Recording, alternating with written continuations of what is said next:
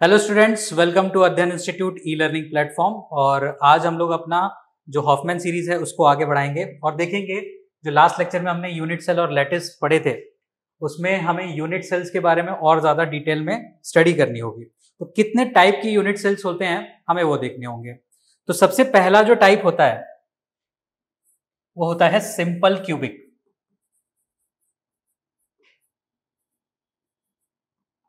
इसको हम लोग प्रिमिटिव भी कहते हैं। ये सबसे बेसिक यूनिट सेल होता है, ठीक है। तो इस यूनिट सेल में क्या होता है, एटम्स किस तरह से अलाइन होते हैं वो हमें देखना होगा, ठीक है। तो एक बार हम लोग अपना यूनिट सेल बनाते हैं। यूनिट सेल कैसे होगा, एक हमारा सिंपल क्यूब बनाना है। नाम में जैसे लिखा हुआ है सिंपल क्यूबिक, वैसा ही हमें एक सिंपल क्यूब बनाना है, ठीक है।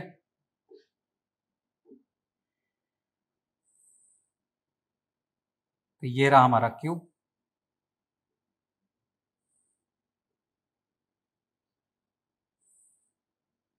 ठीक है। अब यहां पे हमें एटम्स को किस तरह से अलाइन करना है, यहां पे एटम्स को किस तरह से रखना है कि वो एक सिंपल क्यूबिक यूनिट सेल बनाए। तो उसके लिए हमें क्या करना होगा, हमें एटम्स को कॉर्नर्स पे रखना होगा, ठीक है। तो किसी भी कॉर्नर पे हमें एटम को रखना होगा। लेट अस सपोज ये हमारा कॉर्नर है, तो एक एटम ये हो गया, ठीक है। ये भी हमारा एक कॉर्नर है, तो दूसरा एटम ये हो गया, ठीक है। तीसरा एटम ये हो गया, चौथा एटम ये हो गया, पांचवा एटम ये हो गया, छठा ये हो गया, सातवां ये है और आठवां ये है, ठीक है। तो टोटल इस यूनिट सेल में अगर मैं बोलूं कि नंबर ऑफ एटम्स कितने हैं तो वो कितने हो जाएंगे, 8, है ना। टोटल नंबर ऑफ एटम्स यहां पे हो जाएंगे 8। 8 एटम्स हैं, लेकिन इस यूनिट सेल के अंदर 8 एटम्स नहीं होंगे, ठीक है। ये 8 एटम्स जो हैं वो कई सारी यूनिट सेल्स को मिला के बनेंगे। पहले देखेंगे कि ये किस तरह से बना है, पहले उसकी जानकारी हम लोग को पूरी हो जाए, तब उसके बाद में हम लोग उसको कंप्लीट करेंगे, ठीक है। तो यहाँ पे हमारे पास इस क्यूब के ऊपर कितने एटम्स मिल रहे हैं, 8, ठीक है। लेकिन अगर मैं बोलूं कि यहाँ पे हमारे पास इफेक्टिव नंबर ऑफ एटम्स इस एक क्यूब के अंदर कितने हैं, तो हमारे पास क्या होना चाहिए, इस कॉर्नर की, क्योंकि हमारा एटम कहां पे है, सेंटर पे है। क्या है, सेंटर पे है। देखिए ध्यान से देखिएगा, ये जो हमारा एटम है वो इस कॉर्नर की जो ये है, ये कॉर्नर जो है वहां पे उसका सेंटर है, किसका, एटम का। ये जो हमारा कॉर्नर है वहां पे इस एटम का सेंटर है, ठीक है। अब ये स्फीयर होता है, एटम क्या होता है, स्फीयर होता है, ठीक है। तो वो तो 3 डायमेंशन में जाएगा, है ना, तीनों दिशाओं में फैलता है। तो ये उसके सेंटर्स हैं इस एटम्स के, ठीक। अब अगर मैं देखूं तो यहां पे आप ध्यान से देखिएगा, बहुत इंपॉर्टेंट है ये। अगर मैं इस एटम को कंसीडर करता हूं, ठीक है, इस एटम को अगर मैं कंसीडर करता हूं तो एक एक्सिस ये ऊपर भी जाएगा, ठीक है, एक एक्सिस ये इधर भी आएगा, ठीक, और एक एक्सिस ये इधर भी आएगा, ठीक है। अब देखिए, कुछ हिस्सा इस क्यूब में रहेगा, कुछ हिस्सा इसके ऊपर वाले क्यूब में रहेगा, कुछ हिस्सा इसके बगल वाले क्यूब में रहेगा, कुछ हिस्सा इस वाले जो ऊपर क्यूब था उसके बगल में रहेगा। तो इस तरह से अगर हम करते जाएंगे तो यहाँ पे जो शेयरिंग आती है, यहाँ पे जो शेयरिंग आती है वो क्या होगी, शेयरिंग ऑफ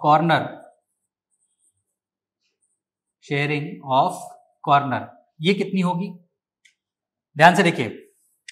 एक हिस्सा इस क्यूब के अंदर है, एक हिस्सा इसके बगल वाले क्यूब में है, ठीक, एक हिस्सा इसके ऊपर वाले क्यूब में है, एक हिस्सा उसके बगल वाले क्यूब में है, तो 4 हिस्से तो ये हो गए, ठीक है। एक हिस्सा इधर के क्यूब में है, फिर इधर के क्यूब में है, उसके ऊपर और इसके ऊपर, तो 4 और 4 8। तो टोटल ये स्फीयर जो है वो 8 क्यूब्स में डिवाइडेड है, इक्वली डिवाइडेड है। तो एक कॉर्नर की शेयरिंग कितनी हो जाएगी, 1/8, ठीक है। एक कॉर्नर की शेयरिंग कितनी हो जाएगी, 1/8। तो एक कॉर्नर, अगर मैं कोई एक एटम ले रहा हूं, उसको मैं इस कॉर्नर में प्लेस कर रहा हूं, तो उसकी इस क्यूब के अंदर कितना पोर्शन है, 1/8 पोर्शन है, ठीक है, चलिए अब इस एटम की प्लेसिंग्स कहाँ होती हैं, किस तरह से होती हैं? तो प्लेसिंग्स जो होंगी, ठीक है, पहली चीज एटम्स आर प्लेस्ड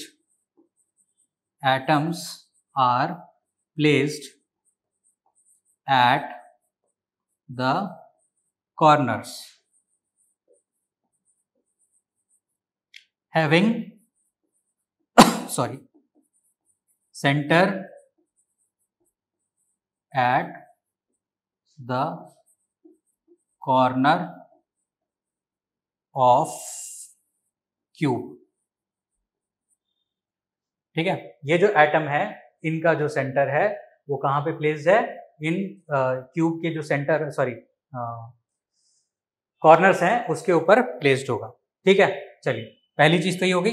दूसरी चीज कि क्या ये टच करेंगे, तो ये बिल्कुल टच करेंगे। ठीक है, एटम्स, दूसरा पॉइंट जो होगा वो होगा एटम्स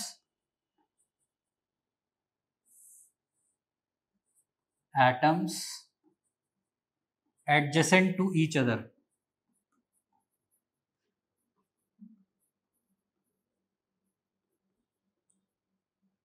टच ईच अदर।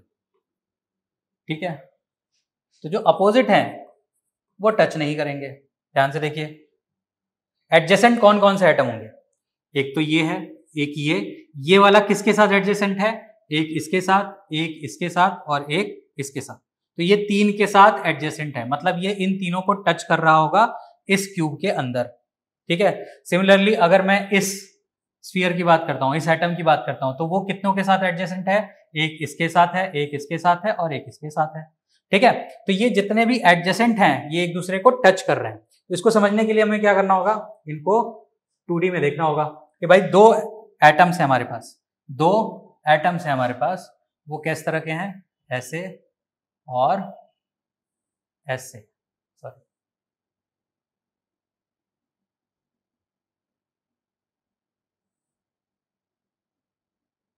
ठीक है, इस तरह से है। अब ये क्या है, ये हमारे सेंटर से, ये अगर मैं इसका सेंटर मान लूं, ये इसका सेंटर मान लूं, तो ये एक दूसरे को इस तरह से टच कर रहे हैं और ये हमारी क्या है, क्यूब की लेंथ है। ये हमारी क्या है, क्यूब की लेंथ है। ध्यान से देखिए, ये दोनों आपस में टच कर रहे हैं और ये जो डिस्टेंस है यहां से ये वाली, ये क्यूब की लेंथ है। ठीक है, तो ये दोनों एक दूसरे को टच करेंगे और इस तरह से टच करेंगे कि उनका दोनों का जो सम होगा रेडियस का, वो हमारा क्या हो जाएगा, क्या हो जाएगा, हमारा क्यूब की लेंथ हो जाएगी। क्या हो जाएगी, क्यूब की लेंथ। ये यहां से लेके यहां तक, ये क्या है हमारा, क्यूब की लेंथ। दैट इज, क्यूब की लेंथ को हम लोग किससे डिनोट करते हैं, ए से। और ये क्या है, आर है और ये आर है, रेडियस ऑफ द एटम। ठीक है, तो आर और आर, अगर मैं इसके बीच में एक रिलेशन निकालना चाहूं तो मैं क्या ऐसे लिख सकता हूं कि ए इज इक्वल्स टू 2r होगा कि नहीं होगा। ठीक है, A is equals to 2r। अगर मुझे यूनिट सेल की लेंथ पता हो तो क्या मैं एटम का रेडियस निकाल सकता हूं, बिल्कुल निकाल सकता हूं। रिलेशन हमारे सामने है, कैसे आया बता दिया। ठीक है, अच्छा तीसरी चीज हो गई हमारे पास, चौथी चीज होगी वो कोऑर्डिनेशन नंबर होगा। ठीक है, कोऑर्डिनेशन नंबर, पहले कोऑर्डिनेशन नंबर देखेंगे फिर इफेक्टिव नंबर ऑफ एटम्स देखेंगे यूनिट सेल के अंदर, क्योंकि उसको देखने के लिए हमें पूरा पता होना चाहिए। चलिए, तो कोऑर्डिनेशन नंबर की अगर हम बात कर रहे हैं, ठीक है, तो कोऑर्डिनेशन नंबर अगर मैं इस एटम की बात कर रहा हूं, इस एटम की बात कर रहा हूं, ठीक है, तो ये एटम, पहली चीज जो हमें देखने में पता चल रही है कि वो कितने एटम से जुड़ा हुआ है। पहला तो एक तो ये हो गया, एक इससे भी जुड़ा होगा क्योंकि ये एडजेसेंट है, इससे भी जुड़ा होगा क्योंकि ये एडजेसेंट है। ठीक है, तो 1 2 3 ये तो हमें पता चल गए। ठीक है, कितने हो गए, 1 2 3। ठीक, सिमिलरली अगर मैं बोलूं तो एक इस एक्सिस में भी होगा, एक इस एक्सिस में भी होगा और एक इस एक्सिस में भी होगा, क्योंकि इसके ऊपर भी क्यूब है ना, इसके ऊपर भी तो क्यूब है, इसके इधर भी क्यूब है, इसके इधर भी क्यूब है। ठीक है, तो इसी तरह अगर मैं एक इसकी बात करूंगा तो इसमें 3 आ रहे हैं, तो इस एक्सिस में भी एक मिलेगा मुझे, इस एक्सिस में भी एक मिलेगा मुझे और इस जेड एक्सिस में भी एक मिलेगा मुझे। तो 3 और 3 कितने हो गए, 3 सेम यूनिट सेल के। ठीक है, और प्लस 3 किसके, different, above different unit cells के। तो कोऑर्डिनेशन नंबर कितना आ गया, 6। ठीक है, तो ये चीजें हैं हमारे पास, 4 पॉइंट है हमारे पास सीखने के लिए इस यूनिट सेल में। कि पहली चीज क्या होगी, टोटल नंबर ऑफ एटम्स कितने हैं, 8 है, लेकिन शेयरिंग ऑफ कॉर्नर कितना है, 1/8 है।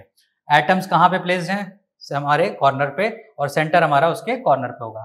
तीसरी चीज क्या होगी हमारे पास, जो एटम्स हैं वो एडजेसेंट जो होते हैं वो टच करते हैं, और इसके बलबूते हमने एक रिलेशन निकाल लिया, A = 2R, और हमारा कोऑर्डिनेशन नंबर कितना होगा, 6। ठीक है, लास्ट चीज जो होती है दैट इज कॉल्ड Z। ठीक है, Z होता है नंबर ऑफ या इफेक्टिव नंबर ऑफ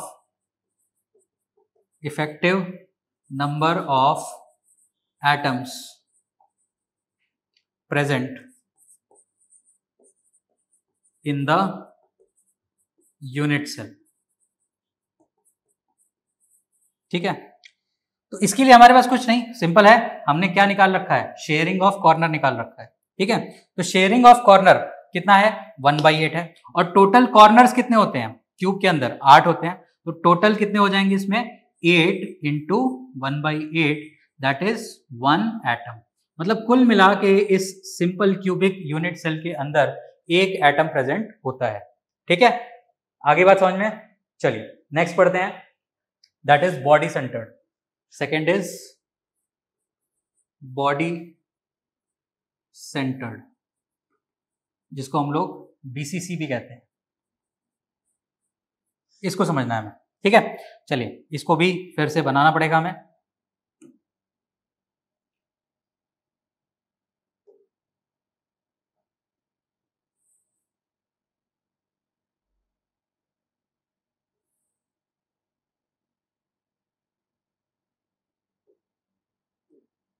इसको यहां से क्यूब बना लिया हमने।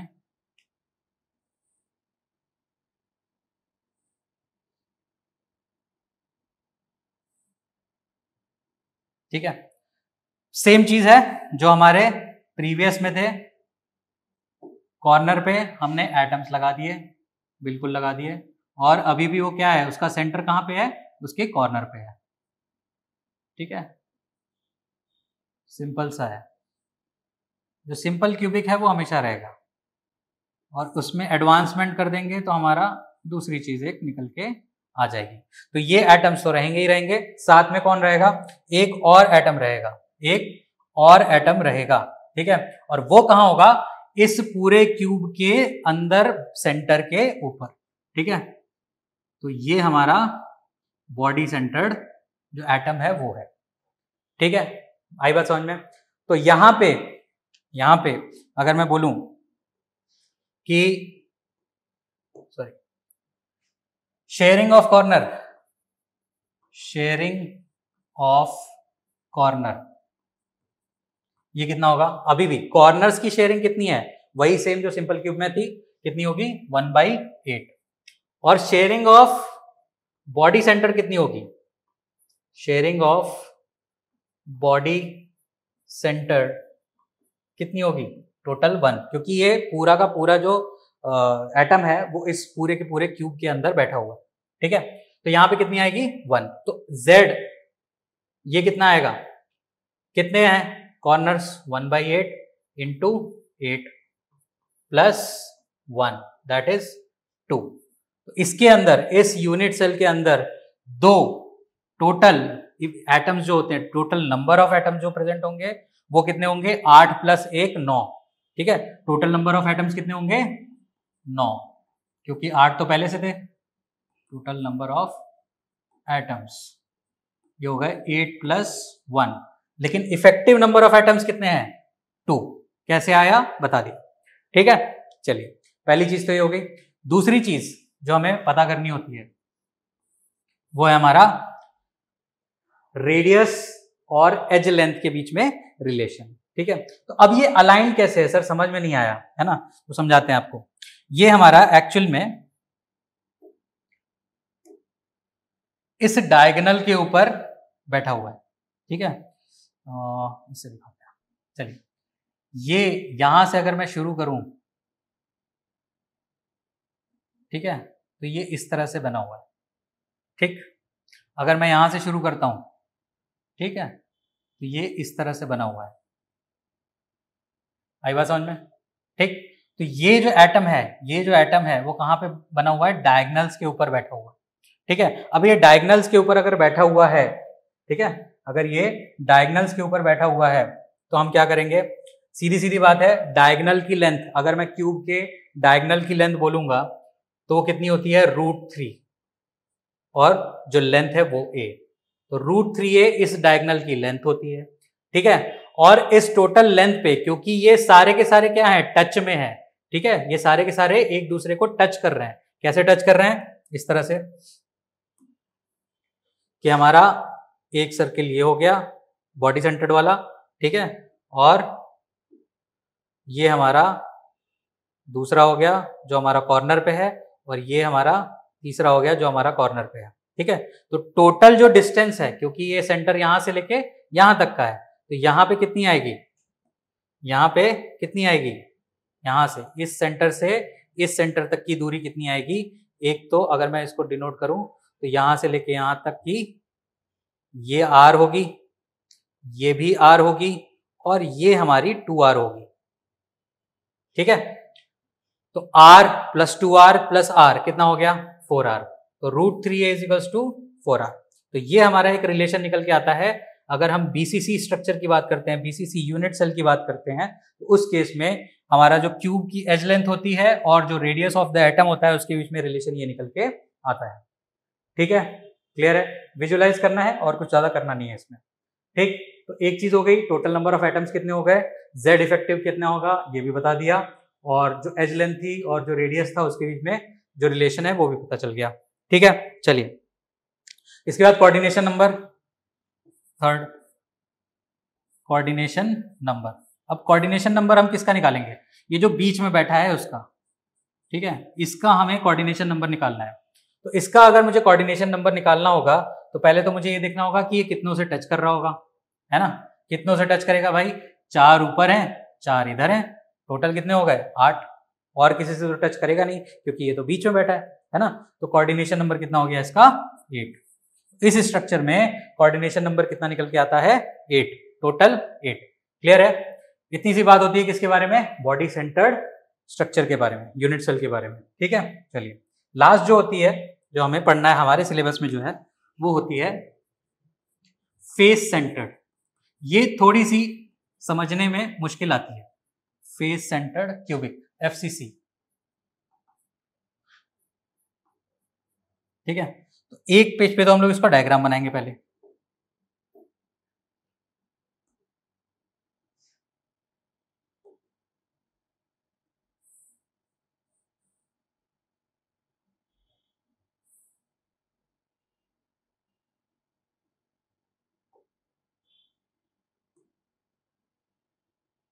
ये हमारा क्यूब बन रहा है।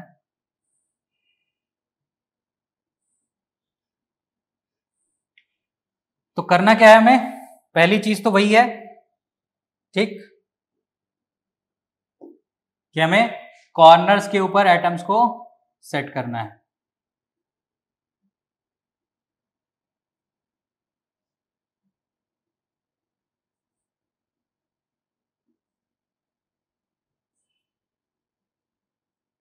ये हो गए हमारे कॉर्नर्स के ऊपर एटम्स। अब जैसे कि नाम में लिखा है क्या? Face centred. तो अभी बीसीसी में हमने क्या किया था? बीसीसी में हमने बॉडी सेंटर लिखा था, तो एक बॉडी के सेंटर में, इस यूनिट सेल के सेंटर में हमने एक एटम रखा था। अब अगर हम फेस सेंटर्ड बोल रहे हैं, फेस सेंटर्ड बोल रहे हैं, तो हम लोग क्या करेंगे? क्यूब के जितने फेसेस होते हैं उसके सेंटर में एटम्स रखना है। ठीक है, उसके सेंटर में हमें एटम रखना होगा। ठीक, तो वो कैसे रखेंगे?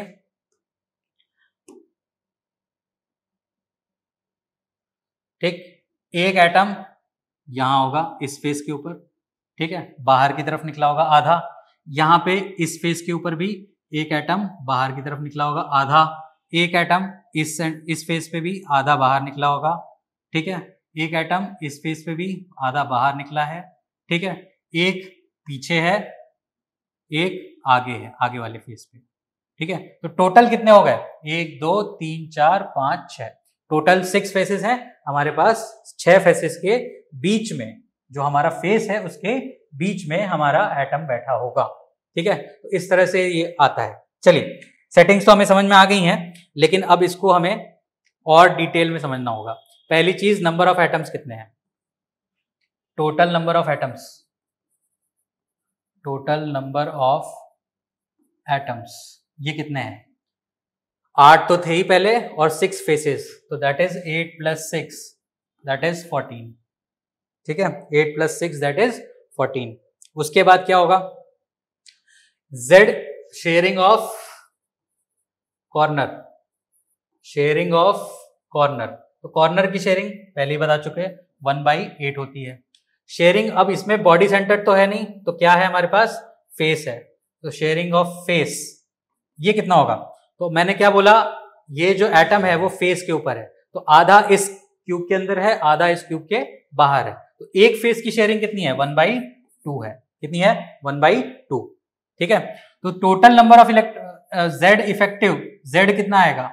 वो आएगा 8 × 1/8 प्लस टोटल फेसेस कितने हैं? 6, तो 6 × 1/2 दैट इज 3, 3 + 1 कितना हो गया? 4। तो total effective number of atoms कितने हैं इस यूनिट सेल के अंदर? 4 है। क्लियर है?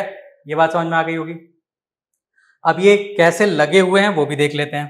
ठीक है, कैसे लगे हैं वो भी देख लेते हैं। चलिए, एक हमारे पास क्या है? बॉडी सेंटर्ड है, तो उसको बना लेते हैं। ठीक है, सॉरी फेस सेंटर्ड है, उसको बना लिया।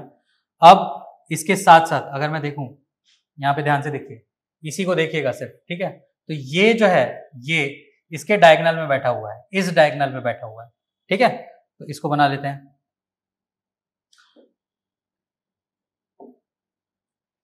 ये ऐसे और ये ऐसे। ठीक है, ये टच कर रहे हैं एक दूसरे को। ठीक, अब ये डायगोनल पे बैठे हुए हैं, कहाँ के? फेस के डायगोनल पे। बॉडी पूरे क्यूब के डायगोनल पे नहीं है, ये फेस के डायगोनल पे बैठे हुए हैं। तो फेस के डायगोनल पे अगर बैठे हैं, फेस के डायगोनल पे अगर बैठे हैं तो क्या होगा बताइए? यहां से लेके यहां तक की जो वैल्यू है, अगर मैं इसको इस तरह से ड्रॉ कर दूं, ठीक है, तो ये कितना होगा? R होगा। ये कितना होगा? 2R होगा। और ये कितना होगा? R होगा। ठीक है, तो टोटल डिस्टेंस कितनी हो गई? 4R। क्लियर? अब ये जो क्यूब की डिस्टेंस होती है, क्यूब के डायगोनल की जो डिस्टेंस होती है फेस की डायगोनल की, तो वो कितनी होती है? √2a। तो सीधी सीधी बात हमारे पास दूसरी निकल के आ गई, दैट इज √2a = 4R।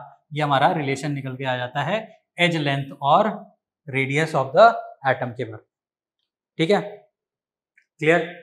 ये बात क्लियर हो गई। चलिए, Z इफेक्टिव भी निकाल लिया हमने, टोटल नंबर ऑफ एटम्स भी निकाल लिए, और जो शेयरिंग थी वो भी पता कर ली। फिर क्या हुआ? हमने रिलेशन भी निकाल लिया। थर्ड जो है वो क्या है हमारा? कोऑर्डिनेशन नंबर आता है। ठीक है, अब कोऑर्डिनेशन नंबर के लिए हमें क्या होगा?